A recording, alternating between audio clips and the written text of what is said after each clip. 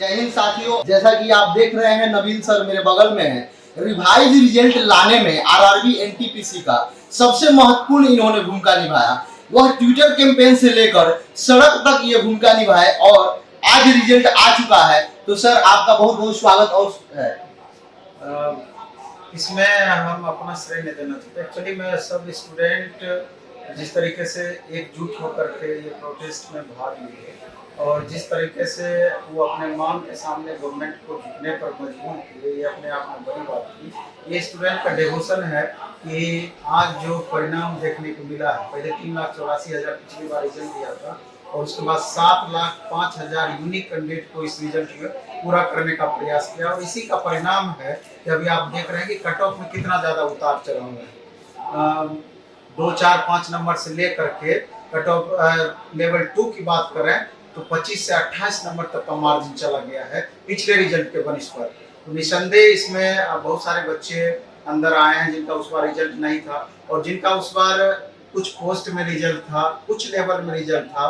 तो cut off कम होने की वजह से इस बार बहुत सारे बच्चों का अधिक से अधिक लेवल में भी रिजल्ट हुआ है। पिछले बार के बच्चे का रिजल्ट और अधिक उनको लेवल में मौका मिल गया है और अधिक पोस्ट में बाद में चल करके इसका फायदा भी मिलेगा। तो इस रिजल्ट का सबसे बड़ा खासियत ये रहा कि ये रिजल्ट पोस्ट वाइज ना दे करके लेवल वाइज रिजल्ट दिया गया और लेवल वाइज रिजल्ट देने के कारण ही इतना ज्यादा उथल पुथल आपको मार्क्स में देखने को मिला है।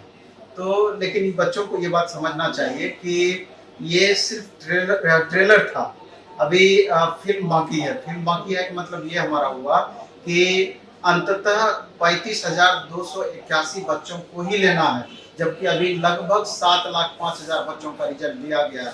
तो बच्चों को अभी बहुत ज़्यादा स्ट्रगल करने की ज़रूरत है, बहुत ज़्यादा मेहनत करने की ज़रूरत है, क्योंकि मेहनत में थोड़ा भी कमी रहेगा तो मे भी कि वो दौड़ से बाहर हो जाएंगे निश्चित रूप से। सर तो आप थोड़ा सा जो बच्चे कुछ अंकों से छट गए, कुछ पॉइंट से छट गए हैं, उनके लिए आप क्या कहिएगा, क्योंकि अभी ग्रुप डी है। नहीं, निश्चित रूप से जिन बच्चों का रिजल्ट इसमें नहीं हो पाया, सभी का रिजल्ट हो जाता ये भी जरूरी नहीं है। तो 7,05,000 ही रिजल्ट होना था। अलग बात है 1.25 करोड़ बच्चे लगभग फॉर्म भरे हुए थे, तो बाकी का तो कहीं ना कहीं किसी न किसी सूरत में छटना ही था। लेकिन उन बच्चों से मेरा ये रिक्वेस्ट होगा कि जो भी आपकी कमियां रही तैयारी के दौरान, इस बीच में उसको और अच्छा इम्प्रूव करने का प्रयास करें। और लगभग 99% बच्चे ग्रुप डी का भी फॉर्म भरे हुए हैं, मैक्सिमम बच्चे ग्रुप डी का फॉर्म भरे हुए हैं और जुलाई से ग्रुप डी का एग्जाम होना है। तो अभी से देखा जाए तो अप्रैल, मई, जून, जुलाई लगभग 3.5 महीना 4 महीना का समय बच्चों के पास है। तो इस बीच में जो भी कमियां हैं, यानी कि 100 में से 75 प्लस 70 प्लस का टारगेट है, अगर उससे कम स्कोर अगर आपका अभी भी रहता है तो उसको इम्प्रूव करने का प्रयास करें और मुख्य धारा में आने का प्रयास करें। मुख्य धारा का मतलब 70 प्लस हम मानते हैं, उसके लिए उन बच्चों को कोशिश करना चाहिए और अपनी कमियों को लगातार दूर करना चाहिए। और असंभव कुछ भी नहीं है, इस बात को समझना चाहिए बच्चों को। और सब चीज बच्चों का पढ़ा हुआ है, एक सिलसिलेवार ढंग से बस उसको शेड्यूल करने का जरूरत है। सर 70 प्लस जो बोल रहे हैं मुख्य धारा में आने के लिए, उसके लिए क्या रणनीति हो सकता है और आपके द्वारा क्या सुझाव उन लोगों को दिया? मेरे ख्याल से ये ग्रुप डी का आप इंटरव्यू ले रहे हैं। नहीं, एनटीपीसी वाले सीबीटी 2, सॉरी एनटीपीसी सीबीटी 2 का ले रहे हैं। इसके ग्रुप डी को उसको अलग ही करके चलिए तो बेहतर है। आप एनटीपीसी का चर्चा कीजिए, इसमें अभी बहुत सारी बातें हैं तो हम चाहते हैं कि उस पर हम चर्चा करें।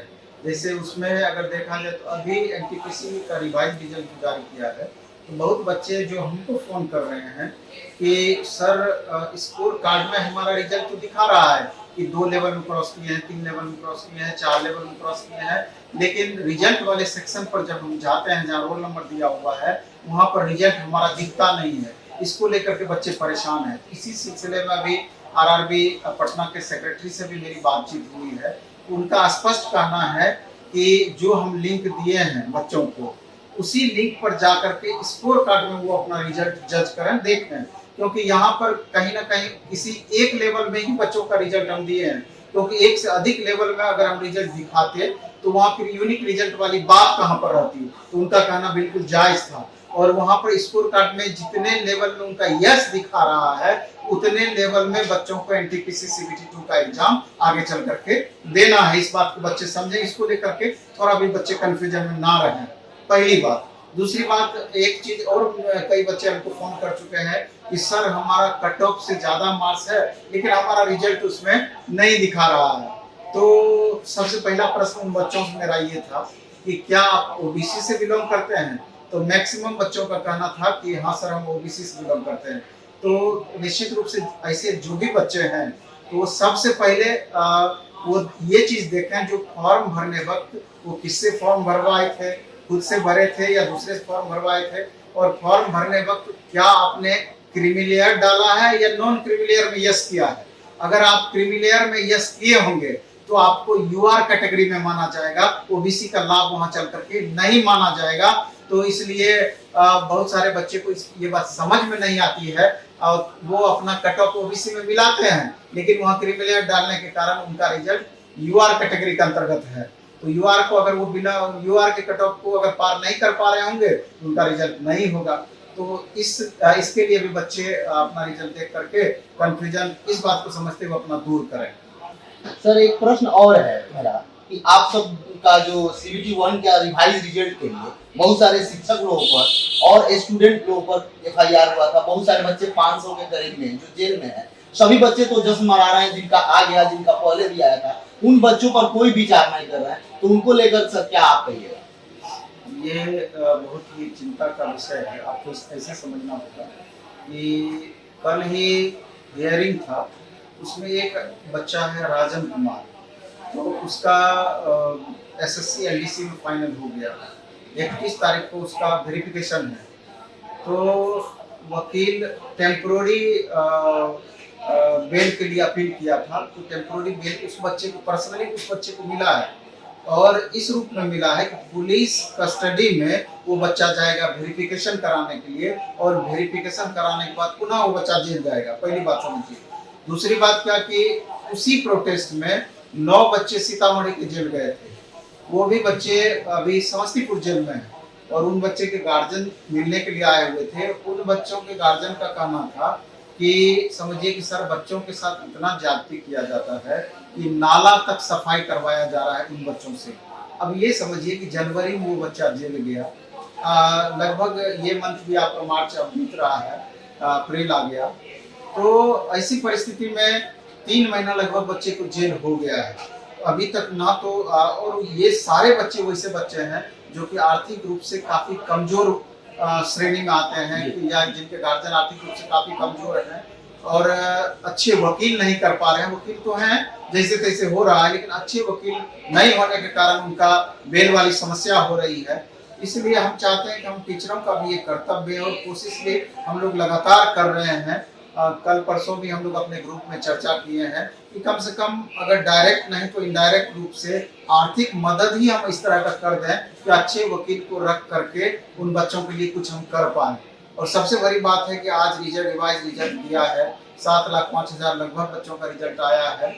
तो सारे बच्चे खुशी महसूस कर रहे हैं जिनका भी रिजल्ट हुआ है, लेकिन उन बच्चों का सूद लेने वाला कोई नहीं है। जबकि उस प्रोटेस्ट में मुख्य भूमिका में ये सारे बच्चे थे और इन्हीं बच्चों के समझिए कि त्याग के कारण ही आज इन बच्चों को भी लाभ हो पा रहा है। इसके बारे में सभी बच्चों को निसंदेह सोचना चाहिए और इस पर विचार करना चाहिए। सर जब अभी तक तो बच्चे पर भी नहीं हुआ, आप लोग पर जो FIR हुआ था उसका भी तो कोई बुरा हाल है। एक्चुअली में हम लोग पर हुआ है तो हम लोग भी अंडर प्रोसेस हैं कोर्ट के अधीन।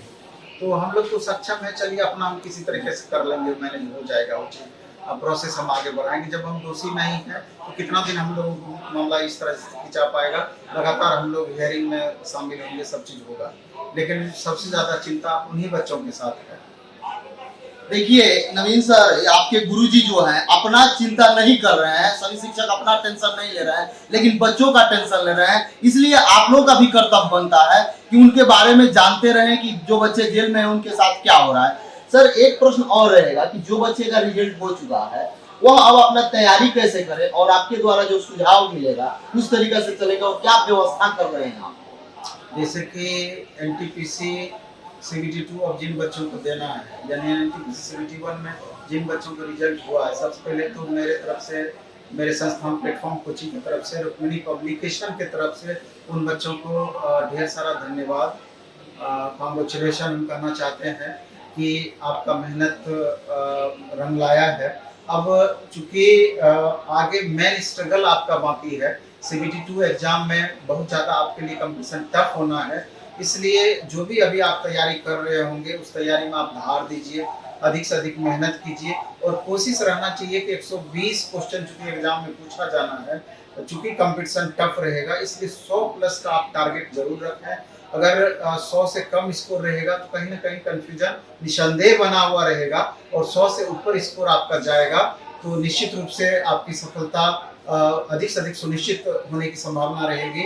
और सबसे बड़ी बात है कि प्लेटफॉर्म का जो भी सेट बनाते हैं ऑफलाइन मोड में, ऑनलाइन मोड में या रुक्मिणी पब्लिकेशन का जो आप सेट बनाते हैं, जितना भी मार्क्स आपको आता होगा तो आप ये समझ लीजिए कि एग्जामिनेशन हॉल में 10 से 15% मार्क्स आपका बढ़ा हुआ रहेगा, क्योंकि हमारा जो भी सेट होता है हमारा प्रयास होता है 10 से 15% क्वेश्चन हम टफ डालते हैं, जिससे कि अगर 2-4-5 क्वेश्चन भी इस तरह का मिल गया कि जो आपको एग्जाम में भीड़ से अलग कर दे, वो आपके रिजल्ट को बनाने में सहयोग करेगा।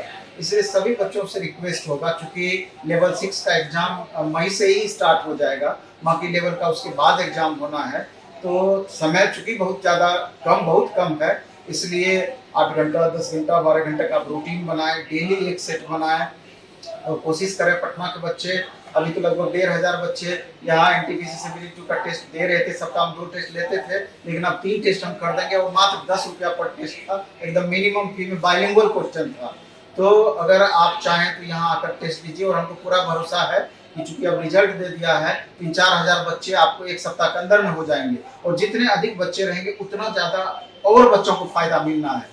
और जो बच्चे पटना के बाहर के बच्चे हैं, अगर वो इस वीडियो को देख रहे हैं तो हमारे द प्लेटफॉर्म ऐप के माध्यम से आप टेस्ट में पार्टिसिपेट कर सकते हैं। बाइलिंगुअल टेस्ट होगा, मात्र 50 रुपये में 15 टेस्ट है, विद डिस्कशन है। तो आपको जैसे भी सुविधा मिले आप इसका अधिक से अधिक लाभ उठाने का कोशिश करें, और अभी भी जो भी आपकी कमियां रह जाती है उसको इम्प्रूव करने का कोशिश करें। और सबसे बड़ी बात है कि सब्जेक्ट वाइज आपको सब्जेक्ट के इंपॉर्टेंस के अकॉर्डिंग आपको अधिक से अधिक ध्यान देने की जरूरत है। जैसे 35 क्वेश्चन मैथ से पूछा जाना है, 35 क्वेश्चन रीजनिंग से पूछा जाना है, और ये दोनों ऐसा पेपर है, स्कोरर पेपर है। 70 में से आप 65 नंबर 66 नंबर ला सकते हैं, बशर्ते कि आपका पूरा कंसेप्ट आपका क्लियर होना चाहिए, प्रैक्टिस आप सही तरीके से करते हो, और जो प्रैक्टिस करने के दौरान एक बार क्वेश्चन गलत हो जाता है उसके कंसेप्ट को अगर आप समझ पाते हैं तो आगे जब भी दूसरा सेट बनाएंगे लगातार आपके स्कोर में इजाफा होता चला जाएगा। और बाकी 50 क्वेश्चन में स्टैटिक, जीके, करंट, ये 2 बहुत महत्वपूर्ण सेक्शन होगा, और स्टैटिक भी जो पूछेगा करंट से रिलेटेड मैक्सिमम स्टैटिक रहेगा, तो इस सेक्शन को भी अच्छे से ध्यान देना है। साइंस 12 से 14 क्वेश्चन रहेगा, उस पर भी आपको फोकस करना है। बाकी आर्ट्स में हिस्ट्री, पॉलिटी, इकोनॉमी, ज्योग्राफी मिला करके 15, 17, 18 क्वेश्चन लगभग रहेगा, तो उस पर भी फोकस करना है, क्योंकि किसी भी पेपर को इग्नोर करके हम रिजल्ट नहीं ले सकते हैं। सभी पेपर पर समान रूप से हमको ध्यान देने की जरूरत है। एक मार्क्स का उतना ही ज्यादा महत्व है। अगर आपके निजी गलती के कारण 1 मार्क्स अगर कम आएगा तो दौड़ से बाहर करने के लिए वही काफी है। इसलिए आपका एग्जामिनेशन के लिए रणनीति भी होना चाहिए कि 90 मिनट में चूंकि 120 क्वेश्चन बनाना है तो टाइम का सेकंड बाय सेकंड आपका बहुत महत्व है। इसलिए किस क्वेश्चन को बनाने से ज्यादा महत्वपूर्ण है किस क्वेश्चन को हमको छोड़ना चाहिए, और 1 से लेकर के 120 तक हम भागते चले जाएंगे, और दोबारा से फिर जो क्वेश्चन हमसे नहीं बना उस पर हम दोबारा से अटेम्प्ट लेंगे। नहीं तो अगर 10 भी क्वेश्चन लास्ट का छूट गया तो पता चलेगा इतना ज्यादा अफसोस होगा कि 10 में से 5 क्वेश्चन ऐसा था बहुत आसान इजी वे में हमसे बन सकता था। इसलिए रणनीति आपके लिए बहुत महत्वपूर्ण है। और लास्ट में सीबीटी मोड में कंप्यूटर बेस्ड टेस्ट भी कम से कम 10 टेस्ट आप देने का प्रयास करें जहां भी कंप्यूटर बेस्ड टेस्ट होता है, क्योंकि 1 से 2 मार्क्स का इससे फर्क पड़ जाएगा। पहले से आप कंप्यूटर पर प्रैक्टिस करके जाएंगे वहां आपके लिए बहुत इजी फील होगा, नहीं तो थोड़ा सा आपको कठिनाई फील होगा। मेरे ख्याल से इन छोटी छोटी बातों पर ध्यान दे करके अपना परफॉर्मेंस को इम्प्रूव किया जा सकता है। सर बहुत कमेंट आ रहा था बच्चों लोगों का, एक कमेंट और था उसको हम शामिल करना चाहेंगे। कुछ बच्चे हैं जो लगातार टेस्ट दे रहे हैं, 10, 12, 15 टेस्ट दे चुके हैं, लेकिन उनका नंबर इम्प्रूवमेंट नहीं है, तो वो क्या करें, थोड़ा सा उनके लिए बताइए। एक्चुअली होता क्या है कि ऐसा उन बच्चों के साथ होता है जिनका तैयारी बहुत बेहतर नहीं होता है, क्योंकि जब तक आपका सब्जेक्ट पे पकड़ नहीं बने अच्छे से बनेगा तब तक स्कोर में इजाफा नहीं देखने को मिलेगा, तब तक आपका कंफ्यूजन की स्थिति बनी रहेगी।